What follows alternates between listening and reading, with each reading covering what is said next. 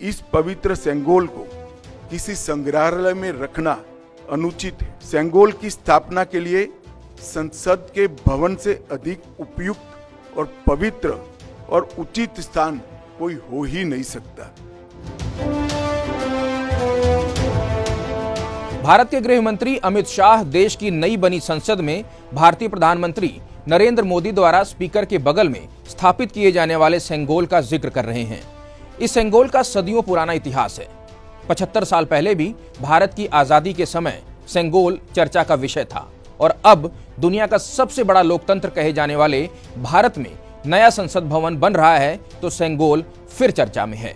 इस वीडियो में हम कोशिश करेंगे ये जानने की कि आखिर ये सेंगोल है क्या, इसके इतिहास में क्या क्या संदर्भ मिलते हैं, जब भारत ब्रिटिश हुकूमत से आजाद हुआ उस वक्त इसकी भूमिका क्या थी और सदियों पुराने इस सेंगोल की अब 21वीं सदी में चर्चा क्यों हो रही है। मैं हूं दलीप सिंह।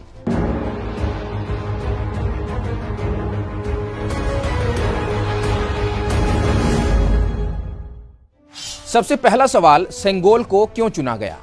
अगस्त 1947 में जब अंग्रेज हिंदुस्तान छोड़ रहे थे तब भारत के आखिरी वायसरॉय लॉर्ड माउंटबेटन अपने आखिरी अहम काम की तैयारी कर रहे थे।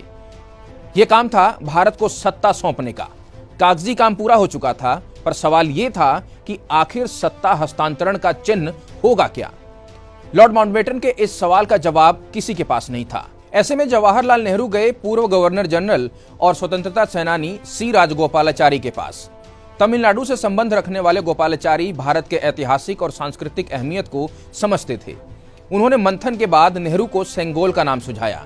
जवाहरलाल नेहरू को सुझाव पसंद आया। उन्होंने राजगोपालाचारी को ही इसकी जिम्मेदारी सौंपी।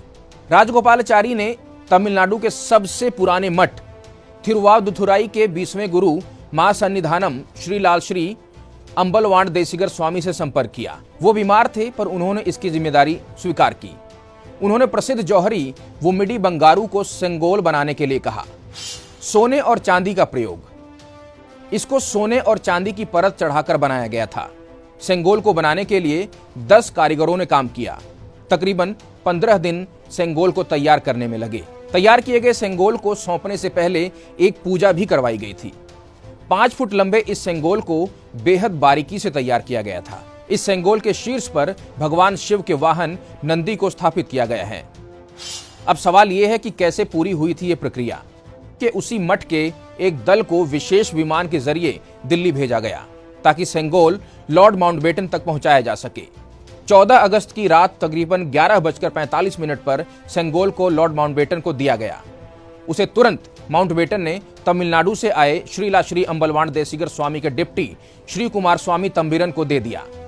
उन्होंने पवित्र जल से इसे शुद्ध किया। तमिल परंपरा के मुताबिक भजन गायन हुआ। श्री कुमार स्वामी तंबीरन ने आधी रात को ही जवाहरलाल नेहरू को तिलक लगाकर सेंगोल उनके हवाले कर दिया और इसी को ही सत्ता हस्तांतरण का प्रतीक माना गया।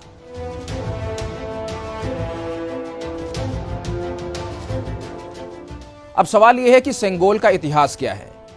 सेंगोल का प्रयोग 8वीं सदी से ही होता आ रहा है। दक्षिणी भारत के ताकतवर चोल साम्राज्य का कोई राजा जब अपना उत्तराधिकारी चुनता था तब सत्ता सौंपते वक्त सेंगोल दिया जाता था। यह चोल साम्राज्य के समय से चली आ रही परंपरा है। खासतौर से तमिलनाडु और दक्षिण के अन्य राज्यों में सेंगोल को न्याय और निष्पक्ष शासन का प्रतीक माना जाता है। अब सवाल यह है कि आजादी के बाद यह सेंगोल कहां था। गृह मंत्री अमित शाह के मुताबिक अभी तक सेंगोल इलाहाबाद के संग्रहालय में रखा गया था। अमित शाह कहते हैं कि अब संसद भवन में इसे रखने से उचित कोई जगह और हो ही नहीं सकती। उन्होंने कहा कि नए संसद भवन के निर्माण के दौरान एक टीम ने रिसर्च की। ये कहा जा रहा है कि पीएम मोदी के निर्देश पर हुई इस रिसर्च के दौरान ही सेंगोल का पता चला, जिसके बारे में लोगों को जानकारी नहीं थी। बहुत हर्ष की बात है कि 14 अगस्त 1947 की प्रक्रिया में जो स्वयं उपस्थित थे वो 96 साल के वुमिडी बंगारू चेट्टी भी इस कार्यक्रम में सम्मिलित होने वाले हैं। उनका आशीर्वाद भी इस कार्यक्रम को मिलेगा।